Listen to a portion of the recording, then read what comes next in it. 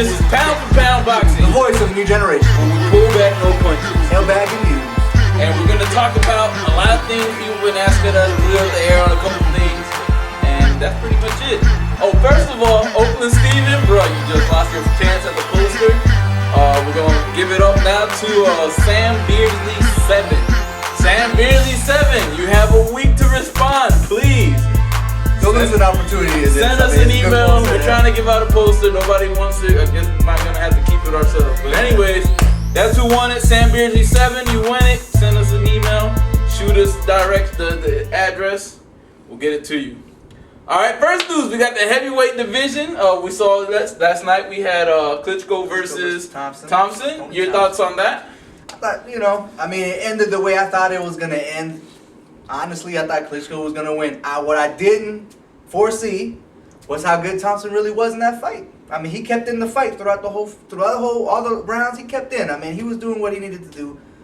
I thought he could have won a little bit more maybe and pushed Klitschko a little bit more, but it was a good fight. I mean, it was a good scrap between two heavyweights. I think that, Thompson just got tired at the end and got caught, and that's why he went down. I agree. It also, it shows, what it showed to me was, and more than anything, was weaknesses exposed by Klitschko as far as the fighting on the inside. It's kind of showing that Manuel Stewart is getting fighters that if you get them on the inside, they're not really that good. Centrone and now Klitschko. Tony Thompson showed that if you get on the inside, you can work. You can work Klitschko to the body. You just need to do it a little bit more constantly and put some power behind it. But yeah, I thought it was a good fight at the heavyweight division. Not to knock Emmanuel Stewart, man, but I've always said this, and I'm not here to hate or get on that haterade, but I really don't like Emmanuel Stewart, to be honest. I think that he's always getting these super guys, who already established, who we all know they're good, and he tries to get his name out of having wins off these guys. And I hate to sound like a hater, but let's be real. A lot of his fighters already established. We know what they can do, and yeah, he tries to make them a little bit better technically or whatever, but come on, these are these guys that are getting up there, and he's just forming a name. And then this takes us into the heavyweight division, the mix. We got Alexander Povetkin sending out to I think it was England, sending a bus out there with a bunch of Russian models saying, Klitschko, we want you. We got David Haye sitting ringside with 20 tickets with his entourage saying, Klitschko, we want you. And then we got Juan Gomez getting kicked out of the free public workout saying, we want you. But clearly everyone wants a piece of the champ. Okay, so the champ right now has a plethora of fighters that want to fight him. Not to mention Areola saying, I want to whip your ass too. Well, that's good. I'm glad that everybody's getting crunk finally in this heavyweight division. It's about damn time. Because it's about time everybody starts calling people out. And hey, if you guys can't get Klitschko in the ring, fight each other. Fight each other, because clearly the one who comes out of this whole smoke screen, you want to call it or want to say, they're going to be the one fighting Klitschko for the money. So all you guys, keep doing what you're doing, keep talking that smack, and maybe you'll get your chance. Then we move into Felix Trinidad, Oscar De La Hoya 2. Oscar, what? First of all, the fight ain't going to happen. It's not going to happen. That's not going to happen. Trinidad, so everybody talking, it might get done. No, it's not gonna get done. Trinidad can't make 160. Can't make 160. He might be able to. I think he said maybe he can't. 165. Maybe 165. De La Hoya ain't weighing no more than $154. So it's not happening. The fight's not gonna happen. Is it a publicity stunt / promotional tool to kind of price himself higher than the next person? Because if it's true what they're saying that he's gonna fight the winner Miguel Cotto versus Antonio Margarito, those guys are gonna have a legitimate claim to that welterweight division, saying, "Hey, I'm number one in the welterweight division. You're trying to fight us. We want a bigger piece of the cake." You know what I'm saying? Exactly. Whereas De La Hoya ain't got really a belt, ain't got nothing, is gonna try to demand the most of the money in that fight. So his way of using a little bit of leverage, saying, well, if you don't want the fight, I got Tito on the back burner and say he'll fight me. And I think that's probably what exactly is going on. I really think that, De La Hoya's just trying to find a niche, as always. He's the money man. He's the golden goose, baby. Let's be real about it. De La Hoya makes the money. It's all about him, okay?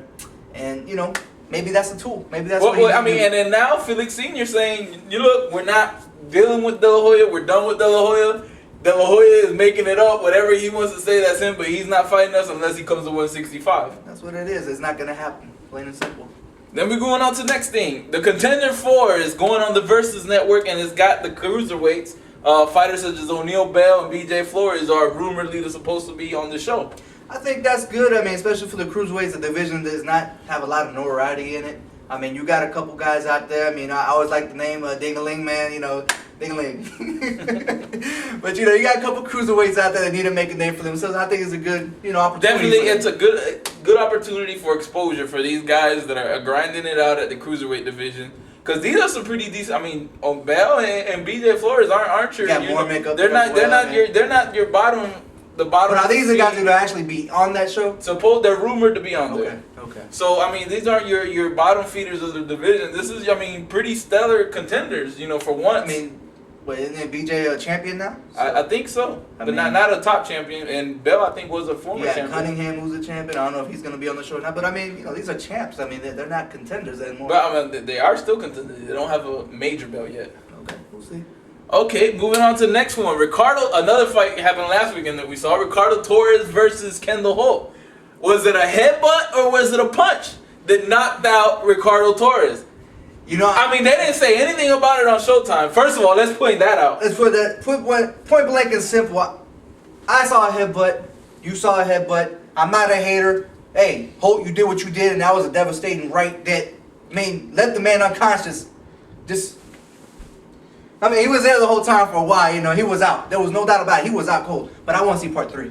I want to see part 3 too. I mean, to be true, you got Ricardo Torres comes in, knocks him down twice within maybe 40 seconds into the fight, and then he gets stumbled with a headbutt. It clearly was a headbutt. I mean, you saw Kendall Holt like this, both hands, and then you saw Ricardo Torres' head go back like that.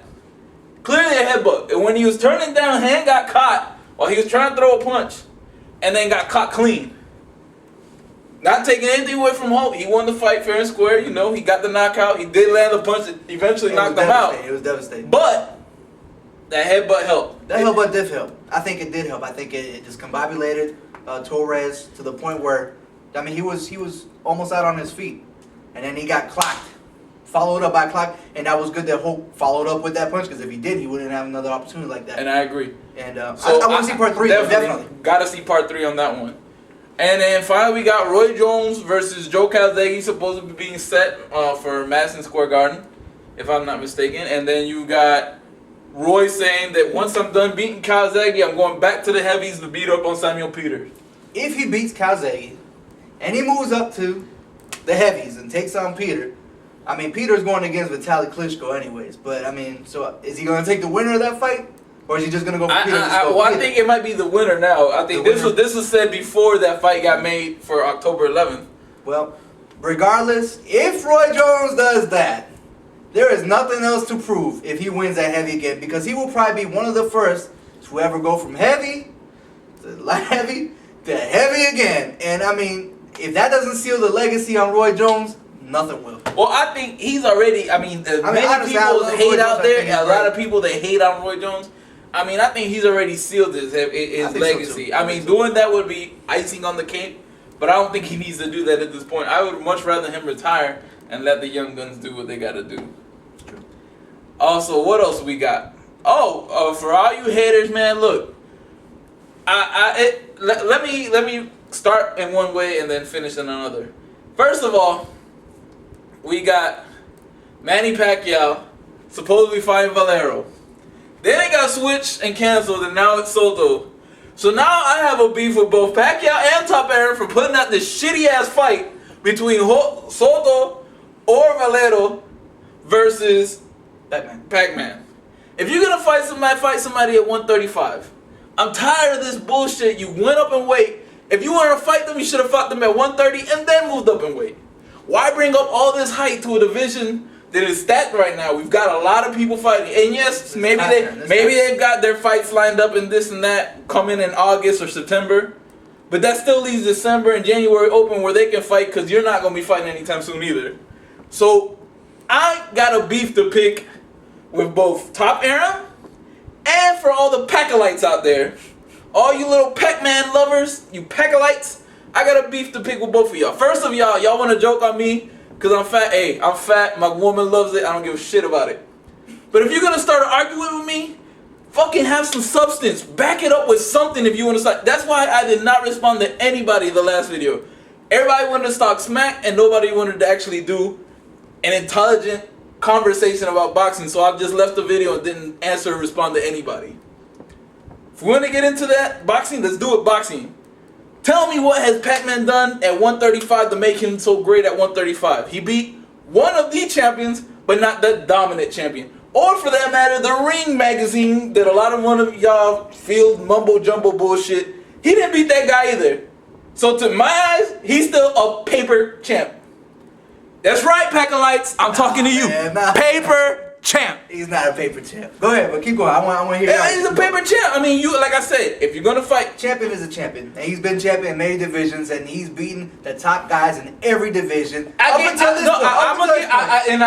don't take away from that. I don't take away from the fights that he went moving on. I don't take away from that. At 130, he fought. Even though I thought Marquez won, I throw that out there too. Yeah, I didn't think Marquez won. I'll be a Pack-A-Light too. I'm a Pack-A-Light. I don't care. I put that out there too. But what I'm saying is, if you're gonna fight at 135, fight the best in that division. There's more than enough people there for you to have a good, solid fight at that one in that division and show your dominance. Not going back down. Now we're getting into another Mayweather situation, whereas you kind of got the whole division by the balls, so to speak, because you bring that much fan base to boxing, but then you don't fight the people in that division to warrant you the best at that weight class. Instead, you're bringing up people from a bottom weight class. You know, again, Bob Arum, you have a lot to do with this because the first name out your mouth was Valero. Oh, knocks out everybody. That kid is great. Da da da da da. Bruh, no. Don't feed me that bullshit. Don't feed anybody else in boxing that bullshit. Find a fight that's at 135 that makes sense and make it happen. You got Peterson that just finished off. If you want, you got Amir Khan. You got Nate Campbell, who the fight is supposed to be done. That's the fight that everybody wants to see. And you got Casamayo afterwards, or a third fight with Marquez. You got all these fights at 135 that are legitimate fights. Why go back down? You already proved your point. That's the same thing. I mean, not the same. Take nothing away from Ricky Hatton against Mayweather, but that was the same thing that happened in that situation. Mayweather didn't fight him when he was at 140, but then he wants to fight him at 147. After he saw that he had weaknesses at 147. After the fact. Yeah. You see what I'm saying? So what's the point in doing all that? Especially if you're gonna go then next year go up again and weight to fight Ricky Hatton at 140. Show your dominance in your weight class and then move up. He's basically saying solidify 135, then move up and do Ricky Hatton. I understand that completely. I got no beef with that, but I still think Pacquiao's the man. I mean, that's the fact right now. Pacquiao is the man. He's gonna call the shots. All roads lead to him. I hope that you know, when we did that interview with Nate Campbell said, "Hey, I get chills. My nipples are hard." You know what I'm saying? There was a reason for that. You know, there's a reason. It's all about money, but it's all about legacy too, and that's what our boy Nate Campbell, he said he wants to solidify his legacy. Make it happen. Nate and Pac-Man. Those are two guys that I want to see. But if not that, then get Pac-Man to fight the top of the division. Definitely. 135. Establish 135 fighters. Now I think, now don't let me wrong, I'm not hating on him fighting David Diaz. Because at least that was a champion. That's what I'm saying. That was a champion. I didn't fight David Diaz either. I'm not taking it away. I just said all that stuff about paper champ just to prove a point. I got you. But David Diaz is definitely, he's a true champion. He was the top 10 in that division. Definitely. All I'm saying is you didn't fight the very didn't consider David Diaz the number one at the 135 division. There's two school of thoughts. There's one school of thought that says Nate Campbell is number one, and then the other one is saying Casamayor. And for the disgruntled fans out there, might even try to make an argument and say Juan Diaz beat Nate Campbell or whatever was shitted out of a belt. I don't agree with that one, so I'm going to disregard that one. But you got Casamayor or Nate Campbell. If you want to fight the best, those are going to be it. I think in all due time these fights will happen, though. I don't think we should get bent out of shape. I'm going to get bent out of shape. I think it's going to happen. Why? What's the point of seeing him fight somebody at 130? If you want to do that, he should stay at 130. Right now. Everybody's fighting somebody right now, anyways. And if he wants to stay busy, but I'm saying he's not gonna his fight ain't gonna happen until about December, anyways. Find out. By that time, all these people are gonna be done with their fights and more than happy to whip his ass. Time will tell the tale. That's all I gotta say. So let's move on. And that's pretty much it. I guess that solidifies. You got any comments you want to say or anything? Hey man, I knew. Okay, this is one thing that I gotta say. I knew that Valero was Venezuelan. Okay, he's Venezuelan, right? Why say something else is stupid? But anyways, I knew the guy's not Mexican. Okay, a lot of kids got all bent out of shape that. Oh, Valero, he's not Mexican. Okay, I apologize. I admit when I'm wrong. I said it because I was hyped up that homeboy was decimating all these Mexican cats, and I was like, hey. Put another one on there for the spike, do whatever. But, so be it. I admit, I was wrong. Okay, big deal. We shoot this show in like one take anyways. It's not like we go in there and we're going to, I was wrong over here, I'm going to go ahead and change this around. No, we're not doing that, okay? We do one take, one show, that's it. And that's it. That wraps it up. Again, Sam Beardsley 7, you won the poster. Miguel Cotto. Please holla back. Polyman Nagy, holla back at us. Hit us with an address so we can ship that out to you. And that's pretty much it. Anybody got any more comments, questions, or concerns, hit us up. P4P mail@yahoo.com. You can hit us up here via comments. Please, if you're going to do comments, let's get it on and popping on some boxing shit. I'm tired of illiterate knuckleheads. And that's pretty much it. That's it, man. And this is Pound for Pound Boxing. The voice of the new generation. Where we pull back, no punches.